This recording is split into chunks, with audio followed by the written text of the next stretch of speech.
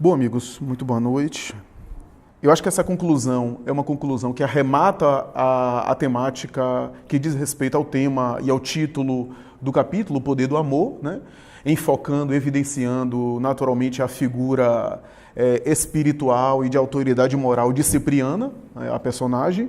Existem algumas explicações no final do capítulo que vale a pena a gente aqui conferir e destacar, né? Como sendo a ratificação desse poder do amor que vai para além do domínio técnico, do magnetismo, dos fluidos e da abordagem com relação aos espíritos desencarnados, porque se trata aqui de uma interlocução naquela base da doutrinação entre aspas, né? O Jorge comentou isso semana passada, né? O termo, isso já é ventilado desde 1976, quando Hermínio de Miranda publicou a obra Diálogo com as Sombras, que o termo não é um termo mais adequado possível, mas a gente pode falar desde que a gente entenda o que é que quer dizer doutrinação, né? Não é necessariamente catequizar o espírito desencarnado, muito pelo contrário, né?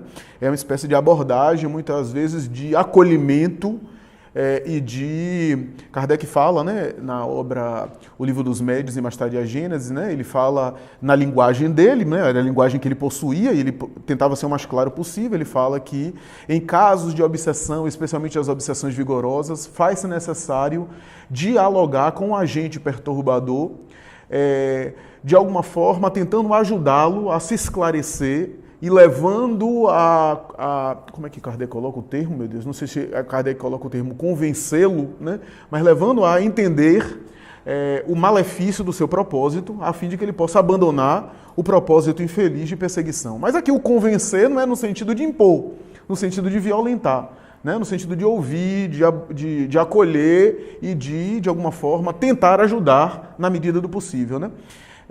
Dentro aqui de uma abordagem que Filomeno de Miranda considera muito mais uma abordagem terapêutica, né? Tanto é que Filomeno de Miranda, em uma das obras, principalmente as obras mais recentes, publicadas por Divaldo, chama o chamado doutrinador de terapeuta de desencarnados. Essa a colocação que ele fala, né? Porque o doutrinador, em tese, a rigor, vai muito mais ouvir até do que falar. E isso foi ventilado aqui, até colocado aqui em outra reunião, quando se falou sobre os atendimentos voluntários, de escuta, né? Em psicanálise a gente costuma dizer que escuta é um fenômeno muito mais complexo do que apenas ouvir, né? Quem lê os textos de Freud e de Lacan sabe do que eu estou falando, né? Escuta envolve algo muito mais do que apenas estar acompanhando auditivamente, e tem um poder, né? A escuta, chamada escuta terapêutica, a escuta empática, tem um poder, né, transformador e um poder que restaura e cura vínculos, né? Eu acho isso bonito, né? Tem uma teoria de psicologia, os autores eram de psicanálise, né? E na verdade tem base freudiana, mas a abordagem não é exclusivamente de psicanálise, chamada teoria do apego de John Bowlby, né? Os livros assim, quem estudou psicologia deve lembrar disso, né? Os livros de Bowlby, assim, né? Que ele fez uma espécie de revisão de literatura sobre a teoria da psicanálise e estabeleceu, com base naquela formação inicial do bebê com relação à mãe, né? Que é a tese freudiana inicial, né? O grande trauma do ser humano, que é o rompimento do vínculo com a mãe, né, após o nascimento, né, esse rompimento simbólico que gera aquilo que Freud chamava de neurose, né, que eu estou falando no jargão psicanalítico, não necessariamente o espiritismo concorda com tudo da teoria freudiana, mas é interessante que Bowlby vai colocar que existe um mecanismo de apego que é construído a partir de então e que o indivíduo leva para o mundo. Esse apego pode ser algo positivo ou algo que foi perturbador, com o qual o indivíduo vai funcionar mais tarde, a partir daquelas referências iniciais. E muitas vezes ele repete padrões nas suas relações gerais, a partir dessa vivência de apego, né? E aqui o Bowlby não repete aquele discurso psicanalítico velho de responsabilizar a mãe, né? A culpa sempre é da mãe, não é essa a ideia, né? A ideia é do vínculo, né? Porque o vínculo é muito mais complexo do que apenas você me fez algo, né?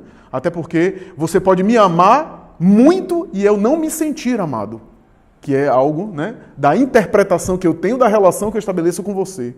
Então realmente é muito complexo isso, né?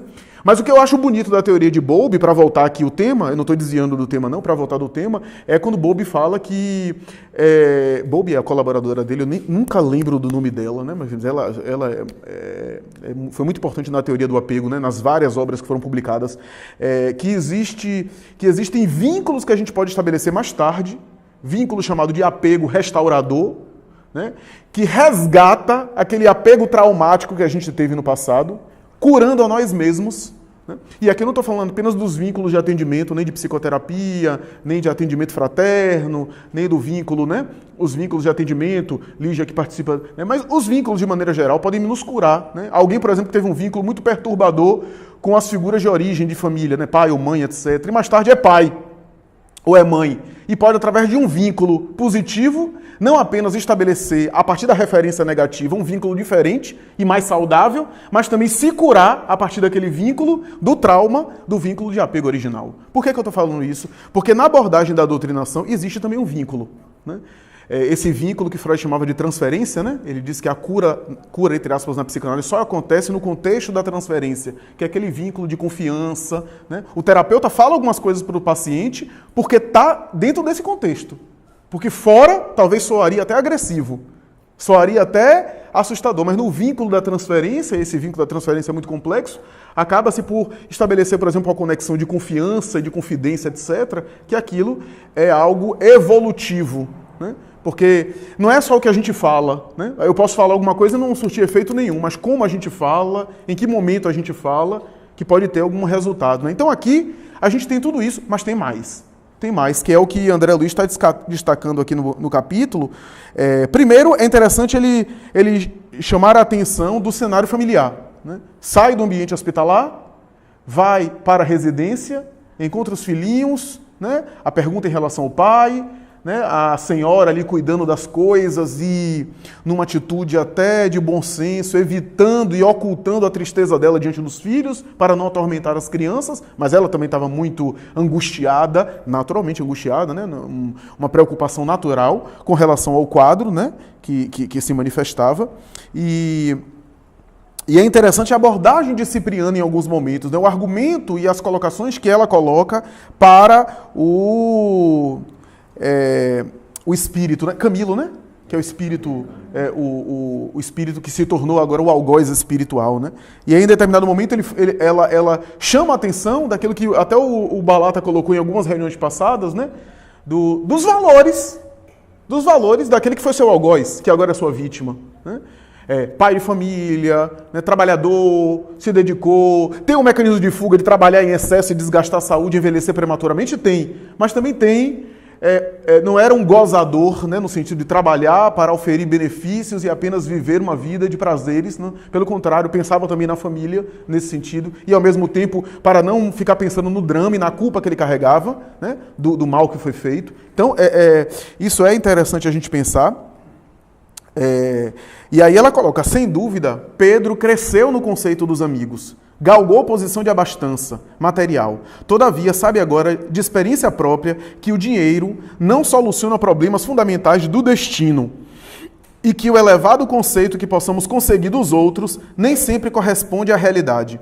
Por quê? Porque ela estava falando antes o seguinte: se cometer uma falta grave, tem feito o possível para se erguer numa vida nobre e útil. Amparou a devotada mulher no Instituto do Casamento, deu refúgio a 5 filhinhos, esforçando-se por norteá-los para o bem através do trabalho honesto e do estudo. Mas, qual é o aprendizado de Pedro? É isso aqui que ela está falando. Né? Apesar de toda a prosperidade material que ele galgou, aquela experiência estava sendo interessante para ele. Porque qual era o aprendizado de Pedro? Né? Perceber que nem tudo era as conquistas materiais. Né? Que nem tudo as conquistas materiais solucionava, resolvia. Né? Tem algo que faltava nele que o dinheiro não poderia solucionar. É essa a experiência, então é interessante isso, né? Ele se esforçou, ele ganhou méritos aqui perante nós, ela fala isso aqui, né? No discurso. Ele, inclusive, pela sua dedicação à família, pela vontade de se reorganizar, ele subiu no conceito em relação a nós da espiritualidade, né? Mas ele também está tendo um aprendizado ali na reflexão. Ele está tendo também algo de positivo, né? De crescimento, né? E está chamando a atenção do Camilo em relação a isso, né? E aqui é interessante André Luiz destacar um negócio que às vezes nos passa despercebido. Cipriano está falando algumas coisas, só que a gente está vendo aqui uma descrição da palavra escrita. Então a gente não está vendo a entonação de voz, a gente não tem ideia de como é o modo dela falar, o jeito dela falar, né? Algumas coisas, a depender do tom de voz, pode soar agressivo ou não, né? Porque ela está também chamando a atenção das falhas dele, né? E aí André Luiz, em várias situações, chama a atenção para a forma dela. Havia tal inflexão de carinho naquelas ternas e sábias considerações que o perseguidor, de antes frio e impassível, prorrompeu em pranto. Malgrado tal modificação, alçou o indicador na direção de Pedro e exclamou. Ora, então ele se sensibilizava com a palavra dela pela forma carinhosa, pela forma amorosa, né? E aqui vale a pena a gente pontuar uma coisa. Não é agora eu tentar apenas modificar o meu tom de voz que eu vou ser carinhoso e vou alcançar o sentimento de todo mundo, né? Lembre daquele texto de Lázaro, do Evangelho segundo o Espiritismo, afabilidade e doçura. Quando ele vai dizer que há pessoas que têm uma doçura de mel fingida, mas não tem um coração participando naquilo. Então sai uma coisa melíflua, uma coisa que soa o pieguismo. Não é isso. Eu não preciso, por exemplo, alterar o meu tom de voz para ser carinhoso, né? Eu preciso ser carinhoso e se no meu desejo sincero, na minha intenção sincera de ser amoroso com o outro, o meu tom de voz muda, é uma consequência. Para a gente não ficar pegado apenas ao exterior, né? Aqui, na verdade, ela era carinhosa naturalmente, porque os seus sentimentos estavam voltados para as boas intenções, né? Então, o carinho irradiava naturalmente, ela não fazia esforço em relação a isso, né? O que eu quero dizer com isso é que é o seguinte, é claro que, retomando uma discussão passada, é claro que o mais importante é a gente estar atuando no bem da nossa forma, porque em alguma medida, algumas características dessa de Cipriana foram conquistadas ao longo dos tempos. Ela não é carinhosa assim de uma hora para outra, ela exercitou isso. Por que eu estou dizendo isso? Deixa eu pegar o exemplo de Paulo, né, o apóstolo Paulo em Paulo Estevão. Quando ele se converteu ao cristianismo, Emmanuel diz várias vezes isso, eu estou colocando esse exemplo porque é didático, é um exemplo que quase todo mundo no meio espírita conhece, mesmo que não tenha lido a história do livro. Inicialmente, quando ele se converteu e ingressou nas hostes cristãs, ele continuava com o jeito durão dele, com o temperamento durão dele. Aquele jeito vai sendo modificado ao longo dos tempos. Naturalmente. A gente vê ele no final do livro, Paulo Estevão, ele mais sensibilizado, mais carinhoso, né? Acolhendo as pessoas, chorando, sensibilizado, mais doce. Mas aquilo foi naturalmente o trabalho, né? Então, inicialmente, até na forma dele ser carinhoso, ele era carinhoso de uma forma mais com aquele temperamento dele viril, másculo, aquele temperamento forte do qual ele era acostumado, né? Mas é melhor ser carinhoso assim do que não ser carinhoso, né? É melhor o indivíduo tentar ser amoroso assim, da sua forma, do que não ser. Ao longo dos tempos isso vai sendo trabalhado, né? Quem vê Divaldo Franco, por exemplo, da década de 80 e 90 e vê agora, vê um Divaldo muito mais doce. Né? Um Divaldo que acolhe todo mundo, né? Que pede desculpas, pede perdão, etc. Essa característica que ele foi desenvolvendo, porque ele é um antigo francês, né? E o francês normalmente tem pose, né? Então ele trouxe isso, né? É diferente de Chico, né? Chico já tinha essa coisa, o que Chico tinha que trabalhar, eu estou inclusive produzindo um vídeo sobre isso, né? Sobre esses dois grandes médiuns, né? O que Chico tinha que trabalhar era outra coisa, né? O que Chico precisava trabalhar era outra coisa. Hoje a gente sabe pelas narrativas de Arnaldo Rocha que Chico foi uma das médiuns de Kardec mais dedicadas. E, embora fosse uma grande missionária, o aborrecimento de Ruth Celine Jafé, né, a médium que recebeu as mensagens, a maioria do Espírito de Verdade, que colaborou ativamente com Kardec. Quando Kardec coloca na obra O Livro dos Médiuns, essa mensagem de Jesus de Nazaré, que ele colocou no Evangelho segundo o Espiritismo, Advento do Espírito de Verdade, ele preferiu tirar o nome de Jesus de Nazaré, porque era um nome, né, que chamava a atenção até das religiões, né, e com cuidado, com o pudor que ele tinha. Mas ele coloca uma nota de rodapé no Livro dos Médiuns, capítulo Dissertações Espíritas, que ele vai dizer o seguinte: essa comunicação tem de tudo elevada, não suja e não mancha o nome que assinou, no nível de um espírito realmente de escola, e foi recebida pela maior médium da Sociedade Espírita de Paris. Ele chega a colocar isso, que se tratava de Ruth Celine Jafé. Só que Ruth Celine Jafé embora fosse uma grande missionária, Kardec estava anos na frente dela, né? Porque quando o Livro dos Médiuns foi publicado, a maioria das mensagens de Erasto, de Sócrates, que está ali presente, foram recebidas psicograficamente por ela. E ela ficou magoada porque o nome dela não aparecia na obra, né? Nem no Livro dos Espíritos, nem no Livro dos Médiuns. Ela queria que o nome dela aparecesse, que ela fosse citada, né? E Kardec teve a sabedoria de ocultar o nome de todas as médiuns, por 2 motivos. Primeiro, um motivo judicial, de alguém depois requerer direito autoral ou até oferir benefícios e lucros pela venda. E segundo, que foi a justificativa que Kardec inclusive deu à maioria das médiuns, protegê-las, porque eram meninas, né? As críticas caíam só sobre ele, em cima dele, eram meninas adolescentes que mais tarde iam se tornar mães de família, iam casar. Para protegê-las, ele ocultou o nome delas, né? Para que elas não fossem perseguidas, que era um momento difícil, historicamente falando. Então, por conta desses 2 motivos, né? E ela ficou magoada, se queixou de Kardec, né? Falou mal de Kardec, foi para Aksakov, desabafou com Aksakov, dizendo que ela tinha direito de aparecer e até de ganhar algum lucro, porque na época era natural, os médios eram profissionais, né? Chico tinha que trabalhar isso, né? Tanto é que há um momento na história dele, na encarnação atual, que ele quase que repete, não com as mesmas características, esse padrão, né? Quando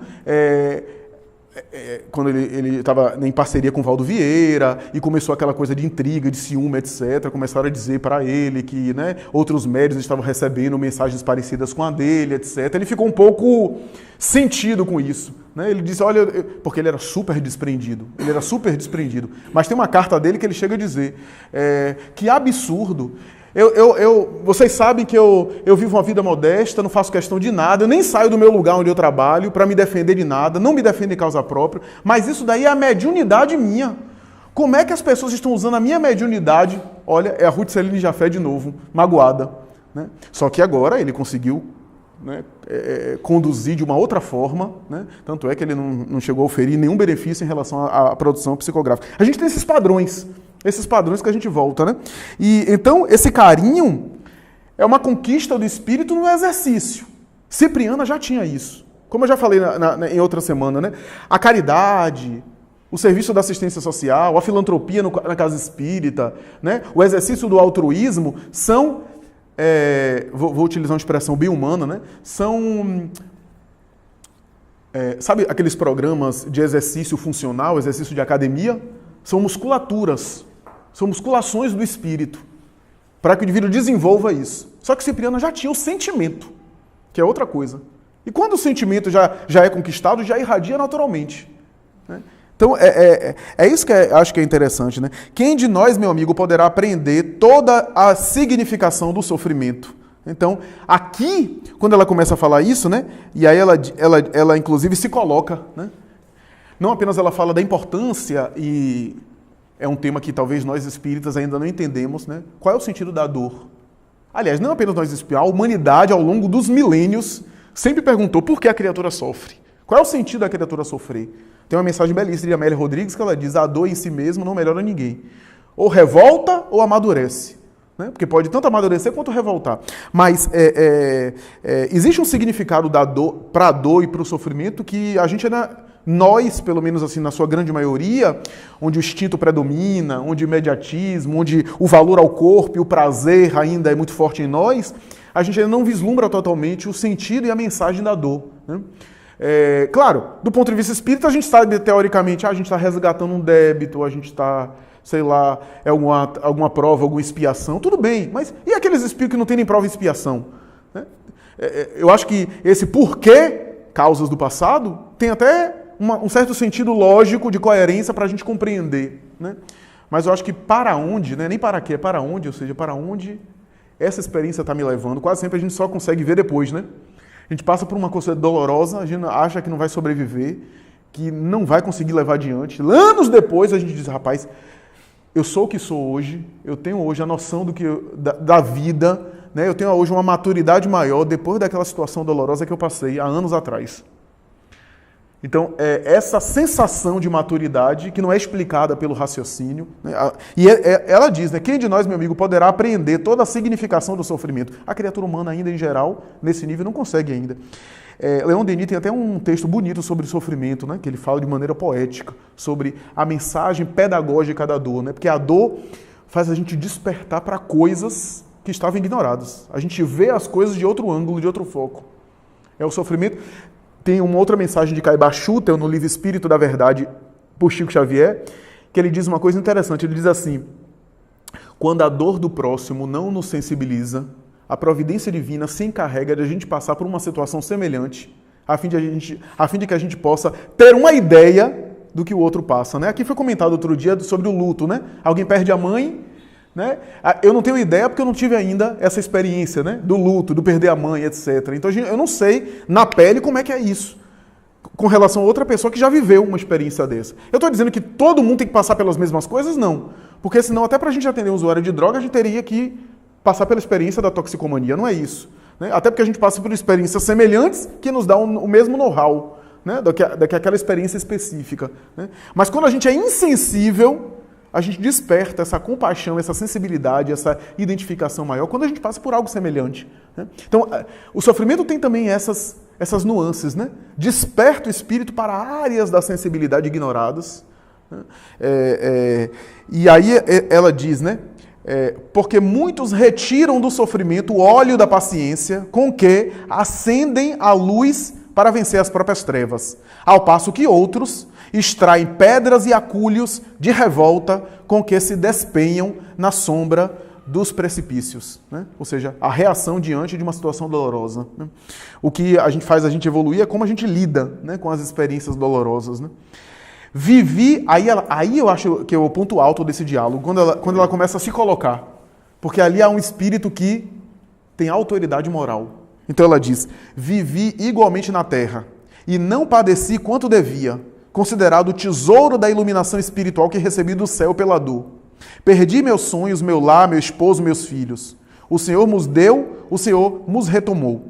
Meus 2 rapazes foram assassinados numa guerra civil, em nome de princípios legais. Minhas 2 filhas, seduzidas pelo fascínio do prazer e do ouro, escarneceram de minhas esperanças e permanecem na esfera sombria, emaranhada em perigosas ilusões. O esposo era o único amigo que me restava. Entretanto, quando a lepra acometeu minha carne, abandonou-me também, empolgado por visível horror. Desprezaram-me todas as afeições, fugiram os favores do mundo, contudo, enquanto meus membros se desatavam do corpo, que se corrompia, quando me achava relegado ao extremo desamparo dos que me eram caros, robustecia-se dentro em mim o cântico da esperança. Minha alma glorificava o Senhor da vida triunfante. Concedera-me Ele, um dia, todas as graças da saúde e da mocidade, retomando em seguida esses bens que eu guardava por empréstimo. Privou-me dos entes queridos, desfez-me o equilíbrio orgânico, enviou-me a fome e a dor. No entanto, quando a minha solidão se fez amarga e completa, minha fé se elevou mais clara e mais viva. Olha que coisa interessante, né? Ou seja, talvez, se a gente quiser, a nossa conexão espiritual vai ser mais forte no momento mais difícil. Porque no momento mais fácil, até a nossa antena psíquica fica mais distraída com as distrações materiais. Haroldo Dutra Dias comentou isso recentemente, né? Diz que no momento mais difícil da vida dele, ele ficou numa conexão, ele sentiu mais a espiritualidade perto dele, né? Porque as outras coisas perdem o significado, perdem o valor que a gente dá, né? As coisas mais mundanas, digamos assim, né? Então, aqui ela está dizendo isso, ela está dizendo dos empréstimos da vida, né? Falei ontem sobre a parábola dos talentos, né? Os empréstimos que a gente recebe, né? As concessões que a gente tem, porque de fato saúde orgânica, beleza, juventude são empréstimos, inteligência são empréstimos, né? Do ponto de vista da utilização deles na encarnação. A gente não sabe o momento que a gente vai ter e o momento que aquilo pode nos faltar, né? Porque são valores que não estão completamente nas nossas mãos. A gente não tem um controle total, né? Ou seja, foi nos dado emprestado, né? Então, é interessante isso, né? E é interessante que ela diz assim, repetindo, né? Ela diz assim, não padeci quanto devia. Veja a noção do espírito elevado, né? Tudo que ela padeceu, e ela diz, não padeci quanto devia, considerado o tesouro da iluminação espiritual que recebi do céu. Ora, quer dizer, a dimensão, o espírito desencarnado parece até um masoquismo, né? Não gostar de sofrer, né? Mas ela viu o quanto ela cresceu e evoluiu com relação ao sofrimento, à experiência da dor, né? E ela diz que ainda não padeceu o suficiente, ou seja, é uma maturidade, né, muito grande, né? Divaldo Franco hoje no seminário, né, que ele deu Luz nas Trevas, eu não estava não, mas uma amiga minha me comentou sobre o seminário, que ele contou um pouco a história de Jesus Gonçalves, né? Aquele militante espírita de São Paulo, né? Que foi ranceniano, né? Que viveu até o máximo de limite das forças físicas na hanseníase, né? E dentro do leprosário, né, do hospital que ele ficou internado, né? Havia internamento compulsório, inclusive, na época, né? Ele, dentro do hospital, ele fundou um centro espírita lá dentro, fez um movimento espírita lá dentro, era um grande poeta. Quando desencarnou, voltou para o Chico Xavier. Há uma ou duas poesias de Jesus Gonçalves em Parnaso de Além Túmulo. Ele foi um grande poeta e um grande intelectual, ele tinha uma cultura vasta, né? E mais tarde ele inclusive entra em contato com o próprio Divaldo, né? Jesus Gonçalves, o nome dele era Jesus, ele que mudou de nome e colocou Jesus com acento agudo, porque ele achava que não tinha condição de ter o mesmo nome do Cristo, né? E era um homem dedicado ao bem, afável, etc. E Divaldo conta que Jesus Gonçalves teria sido Richelieu, o cardeal Richelieu, que desencadeou a grande guerra cruenta do franco-austríaca dos 30 anos, né? E antes de Richelieu, ele teria sido o rei dos visigodos, Alarico II, né? Que destruiu, né, regiões e cidades inteiras, gerando horror, né? E diz Divaldo que Jesus Gonçalves disse a ele que depois ele voltou na hanseníase 7 vezes. Que a reencarnação como Jesus Gonçalves foi a 8ª.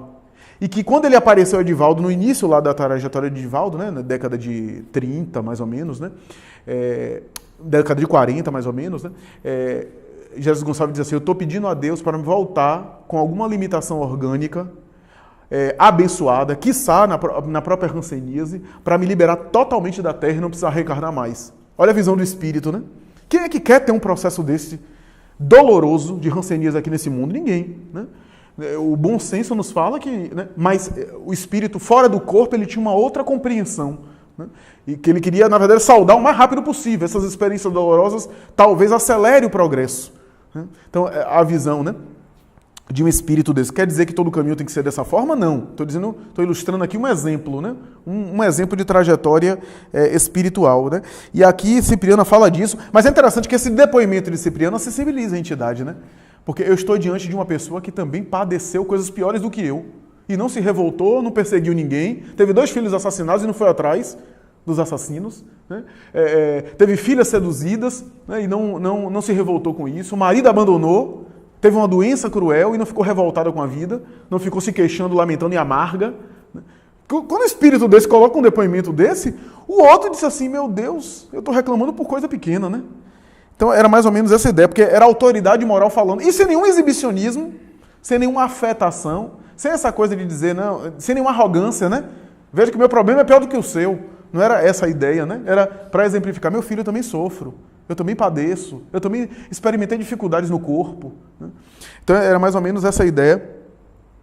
E aí, quando o desencarnado entra em pranto, né, ele diz: não são vossas palavras que me convencem, senão o vosso sentimento que me transmuda, ou seja, que me modifica. O sentimento dela que modificava ele, né? Não eram as palavras, né? Então é interessante isso, né? Do tórax de Cipriana partia radioso feixe de luz que lhe atravessava o coração, qual venábulo de luar cristalino. E aí, a conclusão, o assistente diz para André Luiz: o coração que ama está cheio de poder renovador. E é interessante que assim, André Luiz descreve o Camilo, cadê, meu Deus? Descreve Camilo como uma criatura repulsiva. Aqui, Cipriana abraçou-se à figura repulsiva do ex-verdugo, aconchegou ao coração e aproximou-se de nós, dirigindo a palavra gentilmente: nosso amigo sofredor seguirá em minha companhia. Retirou-se a mensageira, conduzindo o transviado como se fora precioso fardo, como se fosse um presente carregando ele. Quer dizer, ó o espírito que ama, né? Vê aquilo ali como um presente. Enquanto o André Luiz está descrevendo como uma criatura repulsiva, né? Olha o olhar, né, de uma criatura que ama. Porque é verdade, né? Esse olhar, é um olhar diferente, né? É um olhar que vê além, né? Não vê só os defeitos. Vê o que está por detrás dos defeitos, vê as virtudes em potencial, né? As virtudes em semente, né? Compreende que há razões para tudo, né? Então é uma outra compreensão.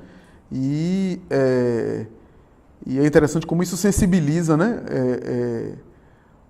E aí, irmão Calderaro, aguardo-lhe a colaboração hoje à noite. Ah, não, aqui não. Aqui ele fala de um outro caso. Certa feita, disse Jesus que existem demônios somente suscetíveis de regeneração pelo jejum e pela prece. Aquela passagem, né? É necessário jejum e oração. Aquela passagem que o endemoniado não foi curado pelos apóstolos e o próprio Jesus teve que intervir. Está lá nos evangelhos. E depois Jesus disse, esse espírito precisa de oração e de jejum e oração. E aí André Luiz explica aqui, né, o mentor espiritual para ele explica aqui que o jejum e a oração tem a ver com essa luz que o indivíduo já acendeu, essa autoridade moral que vai além do discurso. Ou seja, há espíritos que o discurso pode sensibilizar, há outros que estão tão na revolta e com tanta cota de sofrimento e de perturbação que o discurso apenas é palavra vazia. Né? O discurso tem que estar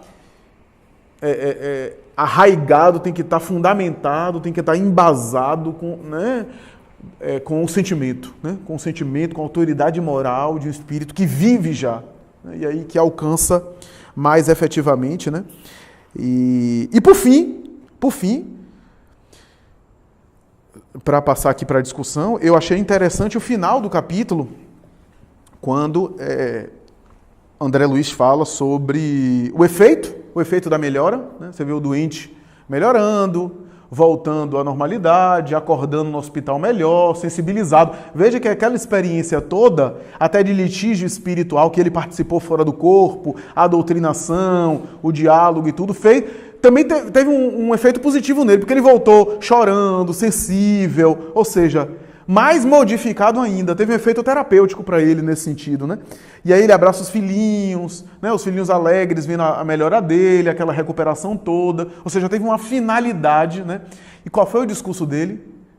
Eu tive fora do corpo e fui visitado por Maria de Nazaré. Maria Santíssima veio me visitar, né? Que era a visão que ele decodificou no cérebro de Cipriana. Né? Ele achava que tinha sonhado com Maria de Nazaré. A gente já contou isso aqui, né? Que muitas vezes um indivíduo, quando sonha com espíritos muito evoluídos, ele decodifica do cérebro ao voltar do corpo com figuras assim máximas conhecidas. Sonhei com Jesus, Maria Santíssima veio me visitar. Essas experiências são muito comuns porque são referências, né? São arquétipos de perfeição que a gente guarda, inclusive guarda por conta da mentalidade da tradição cristã, católica, né? Da tradição ao longo dos milênios, onde a gente sempre compreendeu que esses são máximos, né? Jesus, Maria, um dos apóstolos, um dos santos, né? da tradição da igreja. Então é interessante essa colocação. E é interessante que André Luiz arremata com uma consideração sobre o lar do Pedro, né? Elevando e dignificando a figura da esposa de Pedro. Interessante isso, quando ele diz assim no final: compreendi que a mulher, santificada pelo sacrifício e pelo sofrimento, se converte em portadora do divino amor maternal, que intervém no mundo para enobrecer o sentimento das criaturas. É interessante que André Luiz tem alguns trechos da obra dele que ele faz uma reverência em relação à mulher, né? E como a mulher tem um papel de influência positiva no lar, né? Esse tipo de comentário é um comentário que eu tenho o maior cuidado de dizer nos dias atuais, nos dias de tanta polêmica, tanta discussão, né? Porque às vezes a gente diz isso e algumas pessoas interpretam isso como sendo uma misoginia e até um machismo, né? A gente vê em André Luiz, em Nosso Lar, uma colocação que gerou polêmica até no meio espírita, né? Eu acho que machismos significa eu estar diminuindo as virtudes femininas. Eu dizer que homem é mais inteligente, eu dizer que homem é melhor que a mulher, que homem é mais capaz que a mulher. Eu não vejo nenhum machismo aqui, nenhuma desqualificação. Até porque André Luiz não está dizendo que o homem não é importante no lar, né? Mas a gente vê, por exemplo, essa alusão, né, do papel feminino no lar. Divaldo, certa vez, disse isso na Mansão do Caminho, estava presente, né? Ele falando sobre a importância do lar. E nesse sentido ele dizia assim, quase sempre, com algumas exceções, se destaca o papel da mulher. Porque a mulher, às vezes, tem um papel importante, né?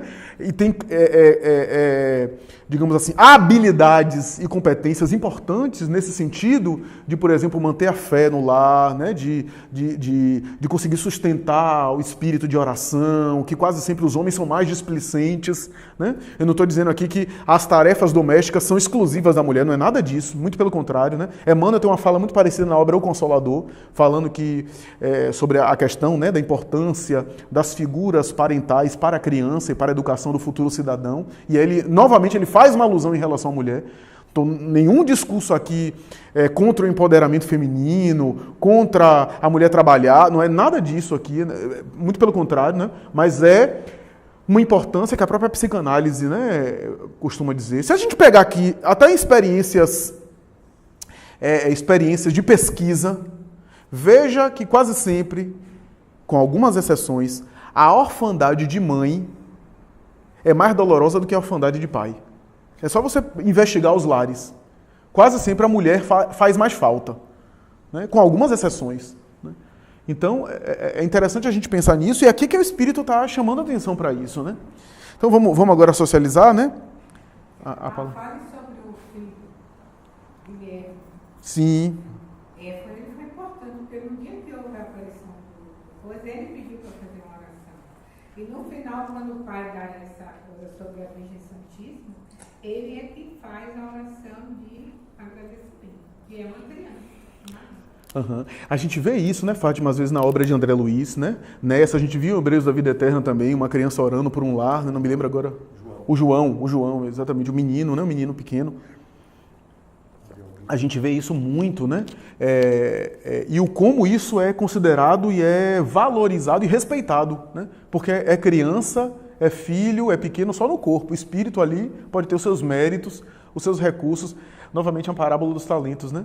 Eu planto agora, eu não sei o que é que vai dar. Eu não sei o que é que vai gerar. O bem que eu faço para alguém, eu não sei o quanto vai multiplicar lá adiante. Porque essa pessoa que recebeu o meu benefício pode multiplicar, a partir desse benefício recebido, uma oração. Eu não sei o que é que vai dar. Eu posso orar por alguém e eu não sei que poder essa oração vai ter. Porque eu não sei o que é que está em jogo.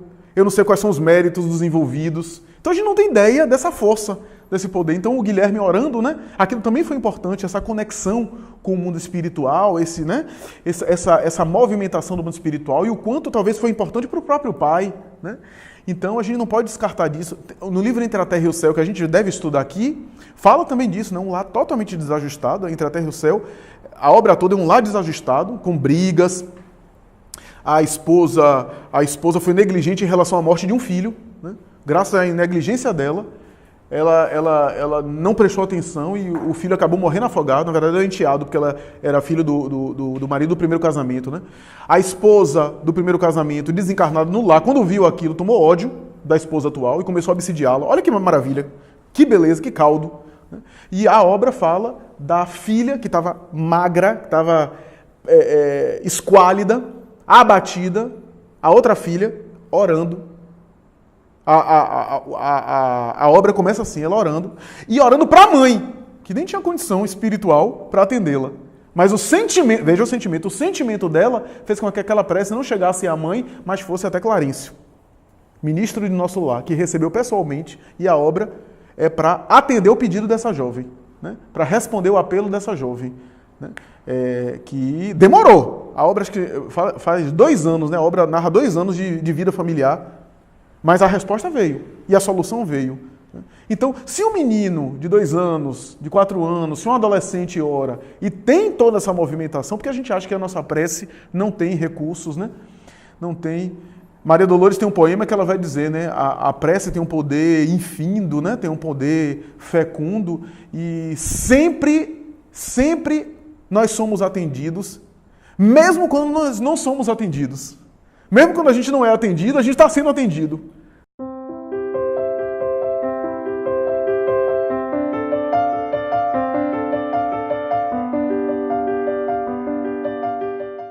Existe essa coisa, Raimundo,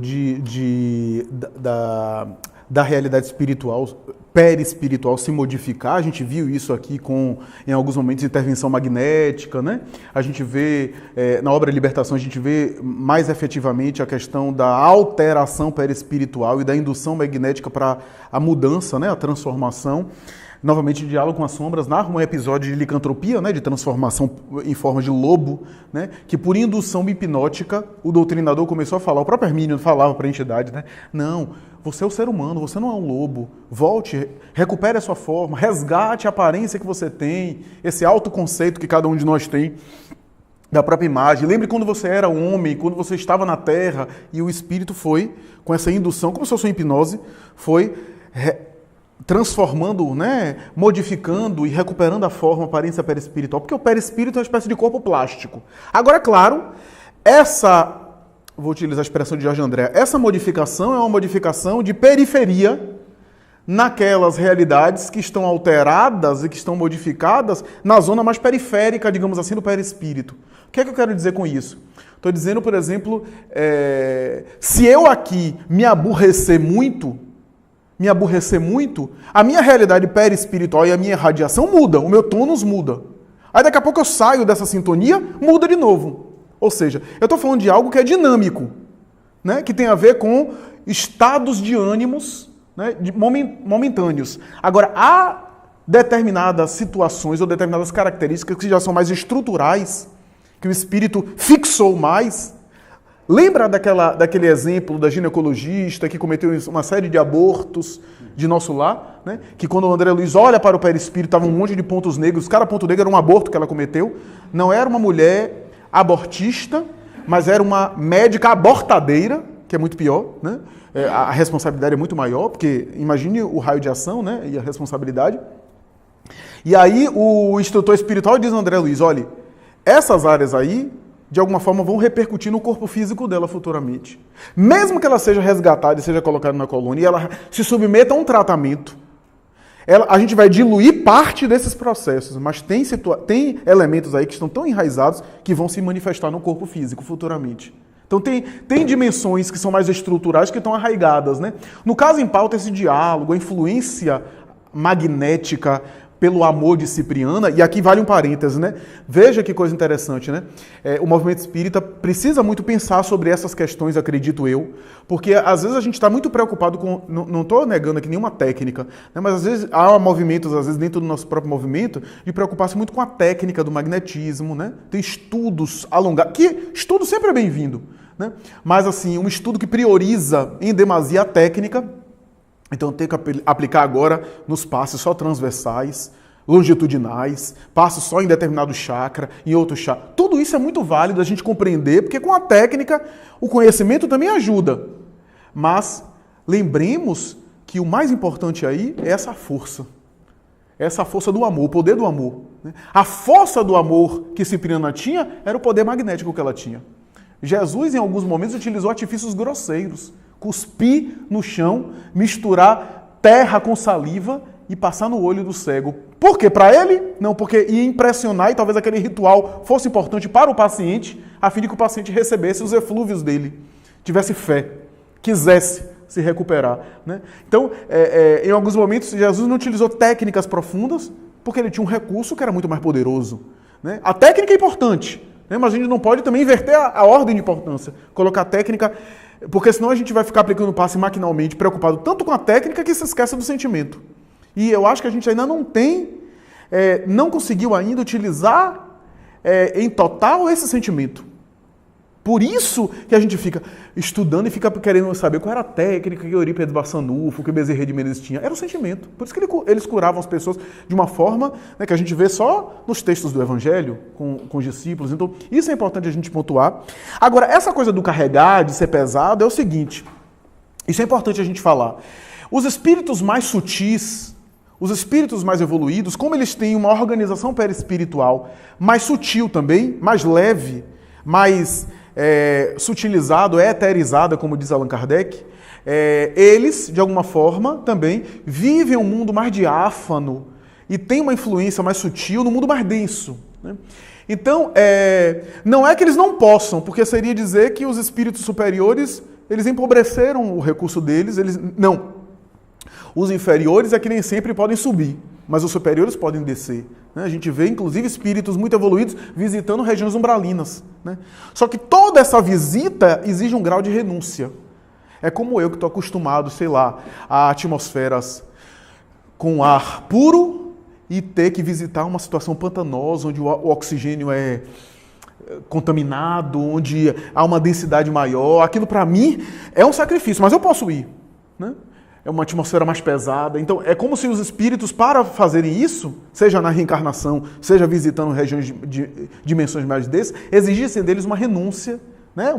Um devotamento de amor que eles fazem. Quando se trata dessa organização espiritual, por isso a reunião mediúnica serve para isso, porque os espíritos muito presos à matéria, eles estão mais próximos da gente, do médium, que serve de auxiliar, do que dos espíritos superiores. Então, nesse choque anímico, nas vibrações, eles vão se liberando dessas vibrações com a ajuda dos médios, dos encarnados e dos espíritos mais próximos à crosta, do que aqueles muito elevados que estão por detrás organizando. Significa dizer que se a gente não tiver mediúnica, não tiver médium, os espíritos elevados não podem ajudar? Podem ajudar, mas é um recurso a mais. Né? É como se a gente... eu vou utilizar uma expressão grosseira, mas não deve ser levada ao pé da letra. Pense o seguinte... aqui nesse mundo, naqueles indivíduos devotados ao trabalho braçal e aqueles que pensam. Né? Pense, a comparação não é no sentido evolutivo, é no sentido metafórico, tá?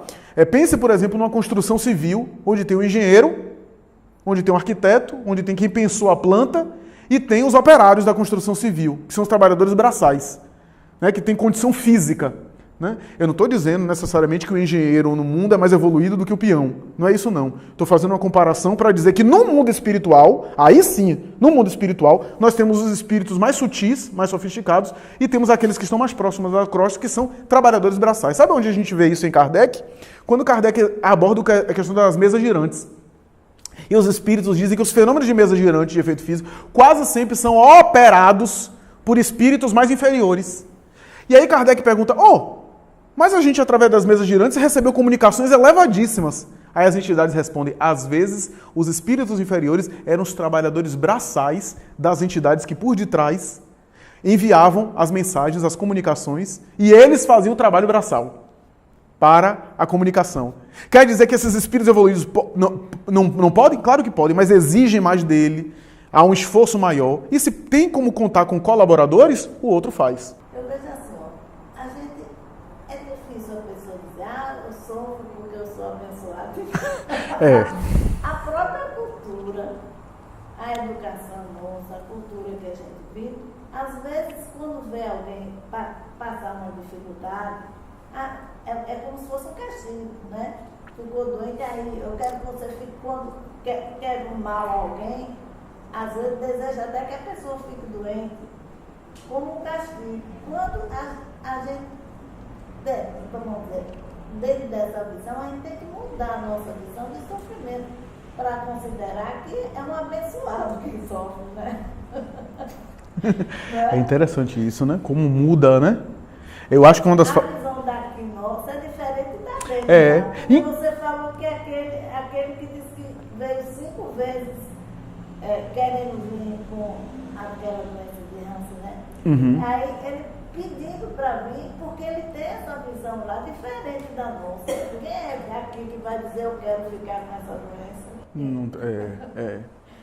E a gente vê isso repetindo, né? Lembra de Missionários da Luz, quando aquela mulher que errou muito ao longo das encarnações na beleza e no prazer, na sedução, e pediu uma disfunção na tireoide, no mapa dela que ela lia, pediu uma disfunção na tireoide, para que ela não fosse bela fisicamente, né? Para que no corpo ela não fosse bela, porque com a beleza ela caiu várias vezes. Olha que coisa. Né? Porque a tireoide, né, é o metabolismo, tendência, sei lá, engordar, tendência, né, uma série de coisas que preocupa muita gente, né? Então, quer dizer, é uma visão diferente, né? Uma visão... E uma das frases mais profundas que eu acho do Evangelho segundo o Espiritismo é aquele texto da paciência de um espírito amigo, quando ela começa a mensagem dizendo: a dor é uma bênção que Deus envia aos seus eleitos. Porque a tradição, inclusive religiosa, quantas vezes a religião, principalmente a religião do passado, falava que quem está sofrendo é porque está sendo castigado. Ou está sendo vítima do demônio, ou está sendo castigado. Né?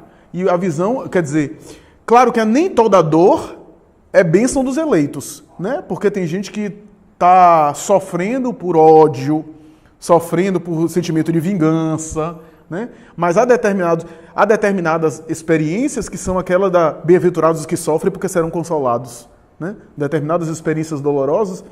Mas aí a gente pensa o seguinte, talvez essa dor que é enviada aos eleitos, os eleitos aqui no sentido do indivíduo que já despertou para a compreensão mais profunda, né? Então esse indivíduo consegue extrair o melhor da experiência dolorosa. Esse é o eleito.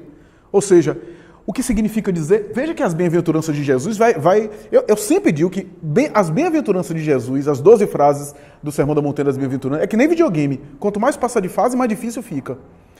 Porque a gente vai, e nas últimas bem-aventuranças, assim, bem-aventurados os que sofrem perseguição por amor à justiça e à verdade.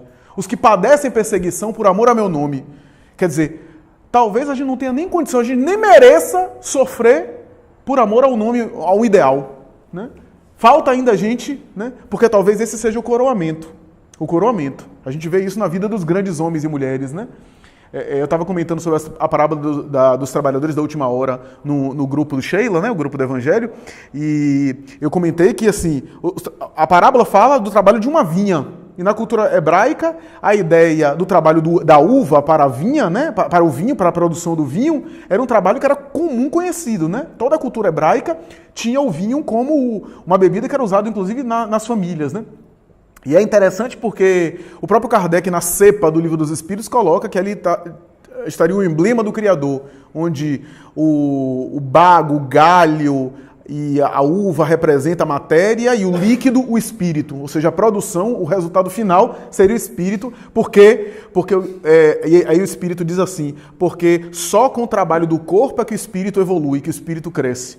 Ou seja, a figura é muito bonita, mas assim, o trabalho da uva, desde a colheita da uva, a seleção das melhores, o trabalho da fermentação, vai culminar no trabalho da uva em esmagar a uva no chamado lagar, né? Na experiência do esmagamento da uva. Esse momento final do esmagamento da uva talvez seja o momento do testemunho, né? Do grande martírio de alguns homens e mulheres, né?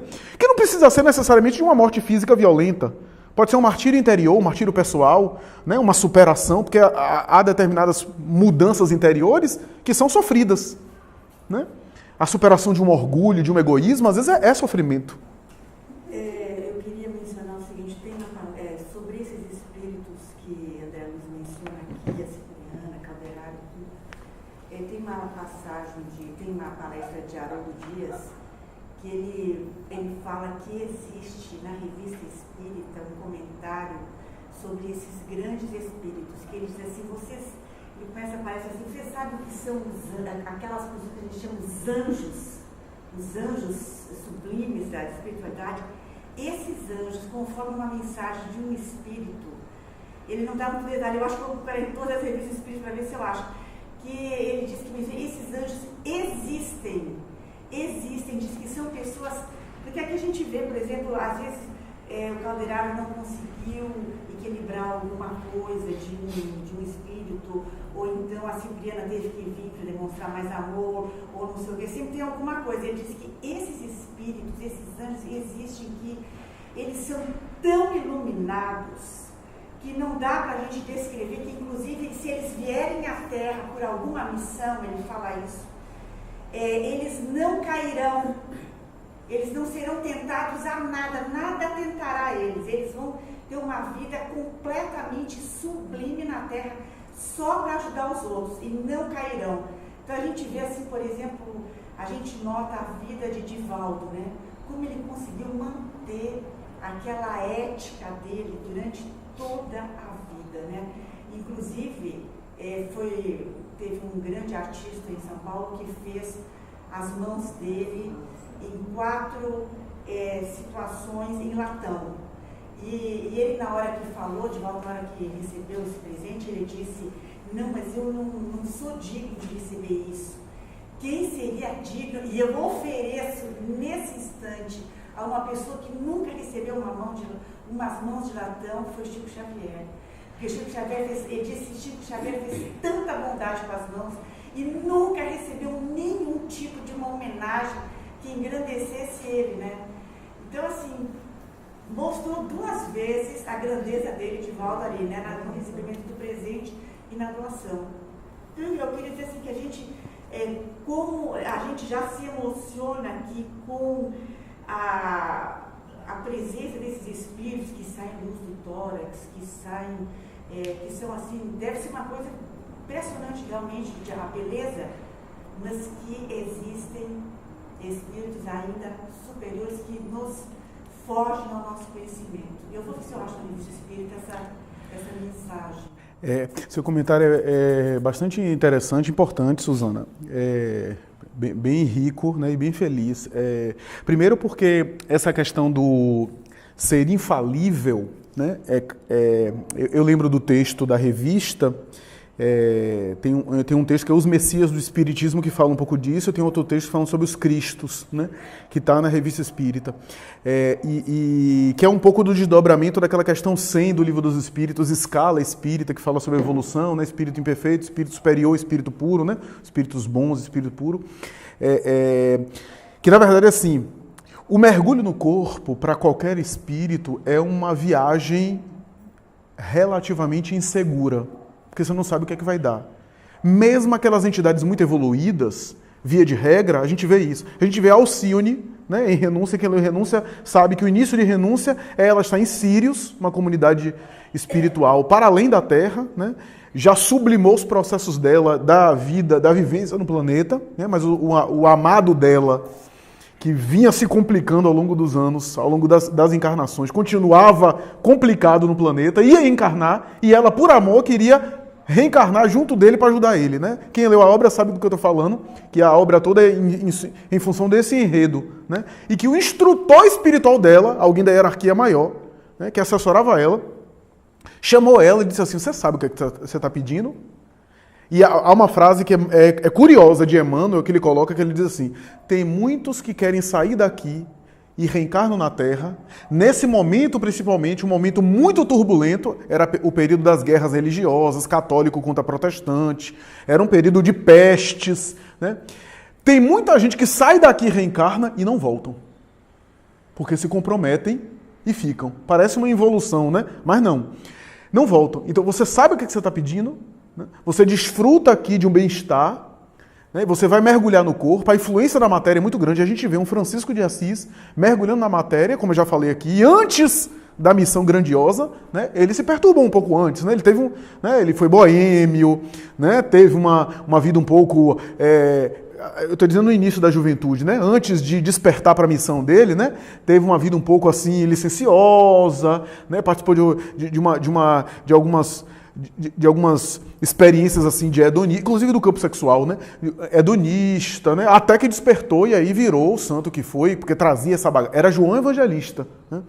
Mas ainda assim, veja que inicialmente ele teve, né, essa vivência. A gente vê Buda, antes de se iluminar, tendo também, oscilando, claudicando, e assim os grandes, mesmo espíritos evoluídos, porque a influência da matéria é muito forte, né? Qualquer coisa, essa ilusão nos abafa e nos perturba aqui nesse mundo e nos tira daquilo que o budismo fala, distração, né? Tira do foco, né? A matéria tira a gente do foco para distrações, mais ou menos essa ideia. Só que, é o que você está colocando que é interessante, quando o espírito é puro, ele se torna infalível. É isso que Kardec coloca. Ou seja, ele não erra mais. Mesmo no corpo, mesmo na encarnação, ele já não está sujeito aos equívocos humanos. Agora, como é que isso se dá? Eu não tenho ideia de como é isso. Ele se torna indene, né? Tirando o espírito puro, dentro da classificação que a gente conhece, todos os outros estão sujeitos, né? Então, é interessante a gente pensar nisso, né? A outra coisa que eu queria comentar sobre o seu comentário é essa experiência. O vídeo que eu estou produzindo, você vai ver, você vai gostar. Fala um pouco disso, dessa trajetória. E essa homenagem que Divaldo fez a Chico é muito mais grandiosa do que a gente imagina. É muito mais grandiosa do que a gente imagina. Essa transferência de condecorações em favor do Chico remete a uma situação dolorosa que ele passou, envolvendo ele e Chico, na década de 60. Né? Então, em toda a sua trajetória, Divaldo, em muitos momentos, fazia referência positiva a Chico, em referência a Chico, mas ele viveu, quem leu a biografia de Ana Lande, vê um pouco dos comentários, ela coloca de maneira bem econômica, né? No capítulo Noite Escura da Alma, onde fala sobre o pesadelo que Divaldo viveu, particularmente em junho de 1962, que foi o início do pesadelo. A FEB fechou as portas para Divaldo. A Leal, que foi construída aqui na Mansão do Caminho, foi para publicar os livros de Joana, porque ele foi proibido de publicar coisa na FEB. O presidente da Federação Espírita Brasileira resolveu não citar o nome de Divaldo nem em palestras públicas. Foi um momento muito difícil para o movimento espírita brasileiro, né? E um certo afastamento dos dois médiuns. Muita gente não sabe dessa história. Só para concluir, gente, duas coisas que eu me esqueci, eu nem ia comentar, depender do tempo, mas eu sei que a gente já ultrapassou só 2 minutinhos rápido a respeito do que a gente vem comentando aqui. Uma delas é essa questão que Jorge pontuou, agora Beth colocou uma outra coisa que me fez pensar novamente nisso, que é o seguinte, que está no Código Penal da Vida Futura, a questão da imperfeição ligada ao sofrimento, ou aquilo que a gente precisa trabalhar, que acaba nos impelindo ou nos empurrando para o contexto onde aquela questão é trabalhada, né? Que eu acho que tem a ver com algo aí de magnetismo e de leis e de forças que nos escapam, que fazem com que, por exemplo, eu tenha, sei lá, eu vou exemplificar aqui. Digamos que eu seja um temperamento muito impaciente, eu me irrite com facilidade. Ao tempo todo a vida me coloca em situações onde eu sou testado na minha irritação, né? Ou então, sei lá, eu sou muito orgulhoso, ou sei lá, eu tenho muita dificuldade de perdoar, sou muito rancoroso, né? O que é que isso quer? Até a psicologia tem um pouco de abordagem, consideração sobre isso, né? Esses elementos temáticos que se repetem, né? Na psicanálise fala muito desses ensejos que se repetem como se fosse uma espécie de tema ou de elemento temático do inconsciente que aparece nos sonhos, que aparece na vida do indivíduo, no seu discurso.